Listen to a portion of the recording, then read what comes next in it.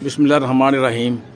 जी नाज़रीन, हमारे साथ इस वक्त मौजूद हैं खालिद साहब, जो महकमा हेल्थ के मुलाजिम हैं, और इन्होंने ईद की जो चांद रात थी, ईद की चांद रात को इन्होंने 15 पर वायरलेस कंट्रोल पर पुलिस को कॉल की थी कि उनके पास पैसे नहीं हैं और उनकी जो बेटी है, जो सामने नज़र आ रही है मासूम सी, क्या नाम है जी बेटी का? तस्बीहा बेटी है, 7 साल तकरीबन इसकी उम्र है, और इसने फरमाइश की अपने पापा से, तो वो उनकी बताएंगे कि चूँकि महकमा हेल्थ के मुलाजिम हैं तो क्यों पैसे नहीं थे उनके पास, ये हमें बताएंगे अभी।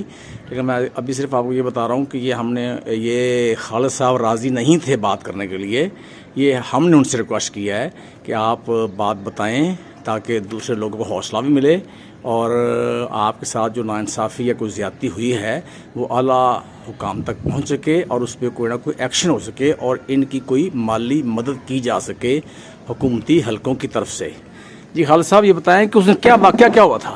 अच्छा, आप मुझे ये बताएं कि आपका नाम क्या है? मेरा नाम खालिद है। खालिद मुश्ताक जी। अच्छा, आप कहाँ मुलाजिम हैं? मैं दफ्तू हॉस्पिटल मुस्तफाबाद दफ्तू हॉस्पिटल में नायब कासद है आप। अच्छा, तो उस दिन क्या मसला बना था? ईद की चांद रात को क्या इशू बना था? बेसिकली हम इंतजार करते हैं सैलरी का लेट आई है। सैलरी लेट आई 2-3 दिन लेट आई। लोगों को ज़्यादा पैसे भी देने थे। कितनी सैलरी आपकी? मेरी सैलरी 37,000 कुछ रुपया है ऊपर। कितनी? 36,000 कुछ रुपया। वो भी 2-3 माह पहले हुई है। हमारी बड़ी है, पहले हमारी 25,000 थी। अच्छा। तो बड़ी मुश्किल से गुजारा करते थे, हम चला रहे थे कुछ काम करके। कुछ तो सैलरी आपकी आई थी? सैलरी आई थी हमारी बैंक में आती है, HBL जी। तो उन्होंने पहले 2-3 दिन पहले मुझे फ़ोन करते हैं भी आपने लोन से क्रेडिट कार्ड के पैसे जमा नहीं कराए, ये हो गया वो हो गया। मैंने कहा जैसे सैलरी आएगी तो कटिंग हो जाएगी।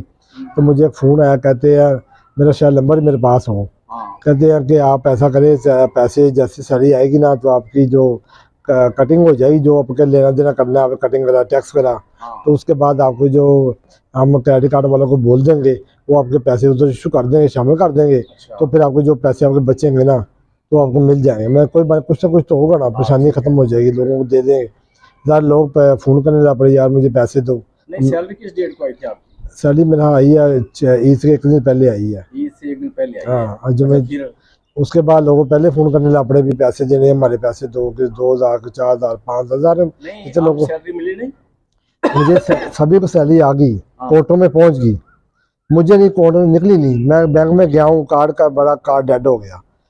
उसके बाद मैंने हेल्पलाइन पे बात की है। पहले मैंने बड़े प्यार से बात की कि मेरी सैलरी आई है तो मुझे जो मेरे पैसे बचे हैं वो मुझे क्रेडिट कार्ड में इशू कर दें ताकि मैं अपनी खरीदारी करूँ। बच्चे घर में है, परेशानी है। अच्छा ही करते हैं कुछ। उसके बाद मैं 2 घंटे खपता रहा। उसके बाद फिर मैंने कॉल की। उसके बाद बच्चे ने मुझे बोला मैंने शॉपिंग करनी है, मुझे जूते ला दो, मुझे ये ला दो। बच्ची मेरी बेटी ने बोला। और आपकी तनख्वाह निकली नहीं? नहीं निकली, बैंक से निकली नहीं। उन्होंने कार्ड सभी काट ली, सभी तनख्वाह काट ली उसने। क्यों? कहते ये आपको टैक्स देना, आपका ये हो गया वो हो गया। 37,000 काट लिया? 37,000 रुपया काट लिया। अच्छा, फिर आपको बच्ची का कपड़े ला दें? मुझे, मैं घर आया हूँ, मैं वो कपड़े चेंज किए, मैं घर में आया हूँ तो मुझे कहती है कपड़े पैसे। अच्छा, उसके बाद मैंने दोबारा फिर कॉल की। मैं फिर स्टेशन पे चला गया, बैंक के पास भी शायद मैं कुछ करूँ, कुछ कार्ड 2-3 दफ़ा चीज़ दुकान पे गया कपड़े के लिए भी, कार्ड डाला उसमें, वो नहीं मिले मुझे पैसे। मेरा दिमाग मेरा डिसाइड हो गया। तो जब वो ख्याल आते हैं अजीब से, बंदा क्या करे, परेशानी हो गई एकदम से। तो बस जेब में बड़ा भी मैं मर जाऊँ, मैंने आज जिंदा नहीं रहना, दिमाग मेरा एकदम फेल हो गया। अभी मैं हेल्पलाइन पे बात करता रहा, वो उसने मुझे आगे से रिस्पॉन्स किया, आप क्या कर सकते हैं, क्या कर सकते हैं। मैंने मुझे कुछ भी करे सर, पहले मेरे लिए जो कुछ मेरा बचता है वो तो मुझे दें, बाद में जो कुछ होगा तो कर लेंगे। नहीं जी आपने तो पैसे इतना लोन लिया, अपना ये हो गया वो हो गया। मैंने कहा यार कुछ तो है ना, कुछ 4,000 5,000 कुछ वो तो मुझे दे दे। मैं कार्ड में किया तो 21,000 रुपया मेरा क्रेडिट कार्ड वालों के पास पड़ा है। मैंने बोले कहते आप 49,000 रुपया और जमा कराएं तो फिर आपको कोड आपका क्लियर होगा, तो फिर आपकी कटिंग हो जाएगी, फिर आपकी सैलरी जो आगे सैलरी आएगी फिर आपको क्लियर मिलेगी। मैंने कहा मैं वो कहाँ से लाऊं, जो लोगों को मैंने पैसे देने वो तो मुझसे मांग रहे हैं, कैसे दुख किराया भी देना, सारा मामला करने हैं। मकान किराया क्या आपका? जी किराया का मकान। कितना किराया है? 8,000 रुपया। 8,000 रुपया जी। अच्छा, और फिर उस दिन जब बेटी ने क्या क्या मांगा आपसे? जूते मांगे, कपड़े ला, ज़ाहिर बच्चों तो मांगते हैं कपड़े दे जूते दे। तो मैंने बस दिमाग में कुछ ख्याल से आए कि आज मैंने मर जाना है, मैंने ज़िंदा नहीं रहना। मैं ऊपर वैसे बैठा था तो सोच रहा, स्टेशन पे बैठा सोचता रहा क्या करूं, क्या खा लूं, क्या किस जहर खा लूं, कहाँ से मिलेगा, ये सोचता रहा।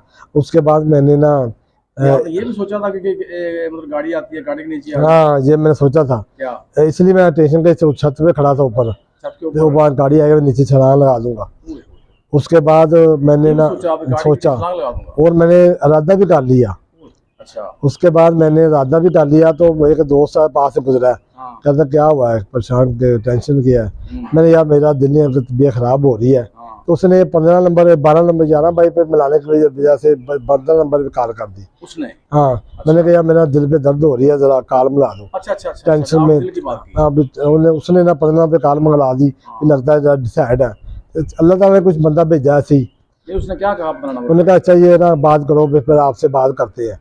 तो उसने मुझे बात मिलाई, उसको मैंने बता दिया था भी मैं ये करने लगा हूँ, मेरे पास पैसे नहीं है, मैं खुदकुशी करने लगा हूँ, मेरे पास पैसे नहीं है। आपने बताया कि मैं खुदकुशी करने लगा। हाँ उसने 15 नंबर कॉल कर दी, उसने बोला भी तू परेशान ना हो, बात करो तो हम कुछ करते हैं। उन्होंने कहा हाँ बैंक में पैसे, काम बैंक से पैसे लेने का, परेशान नहीं होना, हम बैंक से ना केस करेंगे, पुलिस को बताते हैं तो बैंक वालों से पैसे ले लेंगे, बिल्कुल जाने ईद है, परेशान नहीं होना। ये 15 वालों ने कहा, पहले वो दोस्त ने मुझे कहा भी हाँ भी मैं 15 नंबर पे कॉल करता हूँ तो बैंक वालों का हम केस कर देंगे, बात करेंगे, कुछ न कुछ करेंगे, कुछ हद निकल आएगा। आप ने क्या कहा? फिर अमन साहब ने मुझे बड़ा अच्छा गाइड किया, क्या कहा? मुझे बड़े प्यार से बातें की, परेशानी नहीं रहनी, हर काम ठीक हो जाएगा। बताया था आपने, मैं खुद पूछने लगा। हाँ जी मैंने बताया भी मैं अपना जिंदा रहना चाहता, मेरे पास कुछ नहीं, दिमाग मेरा फेल हो गया हुआ है, मैं क्या करूँ, मेरे पास बड़ा मामला खराब हो गया। तो उन्होंने कहा कि आप ऐसा करें, आप ना फिर आराम से बैठे, परेशानी लेनी। तो उसके बाद SHO साहब का मुझे कॉल आ गई, फोन आ गया। वो उसने मेरे पास आओ जल्दी, आप बात नहीं करनी, आप तो मेरे बड़े अच्छे दोस्त हो, ये बड़े अच्छी बातें की, आप तो हमारे गांव के हो, दस्तूर के हो। किसने कहा? SHO साहब ने। क्या नाम उनका? नाम मेरे ज़हन में निकल गया। बड़े अच्छे लोग बंदे हैं, दस्तूर में है वो। उसके बड़े अच्छे नेक बंदे हैं। उन्होंने मुझे बात की, जरा मेरा बेटा पास परेशानी हुआ, मेरे भाई हो, आओ मेरे पास आओ। फिर मैं उसके पास गया, उन्होंने मुझे कहा भी परेशानी वाली कोई बात नहीं है। मेरी बात बड़े आराम से सुनी और मुझे पानी भी पिलाया, बोतल भी पिलाई, बड़े प्यार से मुझे समझाया भी ऐसी हरकत नहीं कर दी, हम तुम्हारे साथ हैं। तो मैंने तो पहली दफ़ा इतने पुलिस वालों को देखा, मिला हूँ, इतना प्यार से कोई नहीं बोलता, मुझे बड़ी खुशी हुई। लेकिन बातों की वजह से मुझे ज़रा हौसला हो गया भी, कदे उन्होंने कहा भी आप बैंक खुलते ना, हम साथ जाएंगे तुम्हारे स्पेशल बैठ के सर आपका जो केस है ना क्लियर करवाएंगे। ठीक हो गया, जैसे भी होगा हम क्लियर करा के आपका आपने टेंशन नहीं लेनी। ये SHO साहब ने कहा। हाँ जी साहब ने बहुत अच्छा, कसूर में अपना इधर है स्टेशन के पास ही है, थाना बीट जना, बड़ा अच्छा मुझे गाइड किया, समझाया, बोतल मंगवाई, पानी पिलाया और क्या भी है, आप परेशानी नहीं लेनी, जो भी चीज़ की जरूरत है मुझे बताओ, मैं आपको लेकर दूंगा, किसी चीज़ की आपको जरूरत है तो मुझे बताना, किसी को नहीं बोलना, अल्लाह ताला खैर करे। बस इतना उन्होंने मुझे समझाया। फिर मैं अपने बच्चों को बाजार लेकर गया हूँ। हाँ मुझे कुछ हाँ उन्होंने मुझे बड़ा अच्छा कुछ टेंशन लेनी, हम है जब उन्होंने कर दिया आपकी, फिर क्या किया आपने? मैंने मुझे खुशी हुई, फिर मैं सीधा पहले बाजार गया हूँ, पहले घर नहीं आए? घर आया हूँ, बच्ची के साथ लेकर मैं बाजार बाजार गया हूँ। बाजार जाके मैंने स्पेशली इसको सामान लेकर दिया। क्या लेकर दिया? जूते लेकर दिए, कपड़े लेकर दिए, जो उसने कहा वो लेकर दिया। खाने क्या बताया ना, क्या लेकर दिया? जूते लेकर दिए, कपड़े लेकर दिए, चूड़ियाँ भी लेकर दी। हाँ चूड़ियाँ लेकर दी। और इसको मैं जो खिलाया, जो उसने कहा मैंने खाना भी किया। हाँ जो खिलाया खिलाया। अब खुश हो गई, मैं भी खुश हो गया। फिर ईद सही गुजर गई हमारी पुलिस की वजह से। हाँ पुलिस की वजह से। मैं किसी बात नहीं सुनती, जो बदतमीजी करती हर बंदे से, लोग कहते हैं किसी के साथ सीधे मुंह से बात नहीं करती। अगर बंदा सीधे साथ बात बताए ना तो सभी लोग मदद करते हैं। पुलिस ने अच्छा किया आपके साथ? बहुत अच्छा, मुझे कोऑपरेट किया, मुझे समझाया भी और आराम से बिठाया, AC वाले कमरे में बिठाया और आराम से कहा बैठो, टेंशन नहीं लेनी, हम आपके साथ हैं। तो बिल्कुल आपने कोई किसी चीज़ की जरूरत हो आपने मुझे कॉल कर देनी है। तो ईद विराट खुशी से मनाई? हाँ बिल्कुल खुशी से मनाई, बहुत खुशी हुई मुझे हुई। चलो मैं आप बेटी से बात करता हूँ। बेटा आपका नाम क्या है बेटा? तस्बीहा। तस्बीहा, तो आप पढ़ती हैं कौन से स्कूल में? प्रेप में पढ़ती हैं। अच्छा प्रेप में पढ़ती हैं। अच्छा मेरा बेटा, तो उस दिन क्या मांगा था पापा से आपने? जूता ते चूड़ियां जूता, चूड़ियां और क्या? कपड़े भी। कपड़े भी। तो फिर पापा ने लेके दिए? क्या क्या लेके दिया? चूड़ियां, हाँ, कपड़े, जूता। कपड़े जूता। किधर है वो, दिखाओ मुझे भी। मुझे बताओ। किधर है, दिखाओ, पकड़ो मुझे, लाओ, पकड़ के लाओ बेटा। अच्छा, ये जूता लेके दिया पापा ने, वाह जी वाह, माशाल्लाह, ये तो बड़ा प्यारा जूता है भाई, ये लेके दिया है। और कपड़े कौन से ला के दिए हैं? सही तरह दिखाओ, सामने करके भाई, सामने करके बेटा दिखाओ मुझे। वाह जी वाह, आगे करो जी, सामने करो जी, सामने जरा करके ऐसे करके दिखाओ। अच्छा, ये लेके दिए हैं पापा ने, पापा ने उसने सूट आपको। तो चूड़ियां कौन सी हैं? जो नीचे पड़ी हुई है। चलो, हाँ, किधर है चूड़ियां? नीचे पर तो कोई बात नहीं। तो मेहंदी किसने लेके दी है? आएंगी। हाँ, मेहंदी लगाई है ना आपने पापा ने। जूते के साथ? हैं? पापा ने पापा ने लेके दी? कहाँ से? राज। राज। राज से? तो मेरा बेटा खुश हो गया फिर, हैं? आपको जूता भी मिल गया, कपड़े भी मिल गए, ठीक है ना मेरा बेटा? और कपड़े भी मिल गए, जूता भी मिल गया, और चूड़ियां भी मिल गई। तो चूड़ियां बेटा पहने क्यों नहीं हुई आपने? अभी कपड़े चेंज करती हूँ। अभी कपड़े चेंज करने हैं। अच्छा, तो चूड़ियां कैसी हैं आपकी? क्या? जाओ नीचे जाकर लेके आओ चूड़ियां, जाके जाओ, जब जाओ आराम पकड़ से ला जाओ, चूड़ी नीचे जा। जाओ आराम से जाओ मेरा बेटा, जाओ। चूड़ियां कौन सी ली हैं चूड़ियां? ये ये वाली। वाली ली हैं? ये पापा ने लेके दी थी, हैं? तो ये आपने चूड़ियां पहनी भी थी, पहनी थी ईद पे, हैं? शाबाश। तो अच्छी लग रही चूड़ियां आपको। और आपका जूता भी अच्छा है ना, ये वाला जूता बड़ा प्यारा है आपका, ये वाला जो नया बना हुआ है ना, पड़ा हुआ है ये वाला। और कपड़े भी बड़े प्यारे थे आपके, हैं? ठीक है ना मेरा बेटा?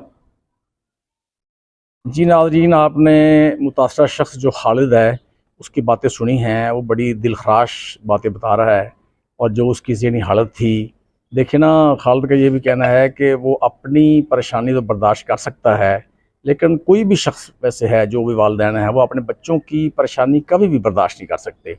और इसीलिए वो ख़ुदकुशी करने के बारे में उसने सोचा कि उसकी जो बेटी है 7 साल की, हमारे सामने बैठी है, जिसने उसको कहा कि मुझे जूते ला के दें, कपड़े ला के दें, चूड़ियाँ ला के दें, लेकिन जब उसके पास पैसे ही नहीं थे, वो जो तनख्वाह थी वो ना मिल सकी, जिसकी वजह से उसने ख़ुदकुशी करने की कोशिश की। और फिर आपको वो उसने खुद बताया है कि उसने 15 पे उसके दोस्त ने कॉल कर दिया, और ऐसे जो बीडवीन का उनको फ़ोन आ गया असलम भट्टी साहब का, जिन्होंने उनकी माली मदद की, और उस इमदाद के साथ उन्होंने जाके अपने बेटी को बाज़ार ले गए, और वहाँ जाकर उन्होंने चूड़ियाँ, कपड़े, जूता लिया, और खाना खिलाया, खाना वगैरह खिलाया। और इस तरह जो ईद थी वो भी उनकी खुशियों में तब्दील हो गई, और उन्होंने अपनी बेटी के साथ, अपनी अहलिया के साथ हंसी खुशी ईद गुजारी। और वो इसके साथ साथ उन्होंने पुलिस का शुक्रिया अदा किया है, ऐसे जो बीडवीएन इंस्पेक्टर मोहम्मद असलम भट्टी का शुक्रिया अदा किया है कि जिन्होंने उसको समझाया और खुदकुशी करने से रोका, और उनको कन्विंस किया, और उनकी माली इमदाद की, जिसकी वजह से उनकी ईद बड़े अच्छे तरीके से, बड़ी खुशी के साथ गुजरी। इसके साथ ही मोहम्मद अफजल नासिर भट्टी को इजाज़त दीजिए। मेरी जंग डिजिटल से अल्लाह हाफिज़।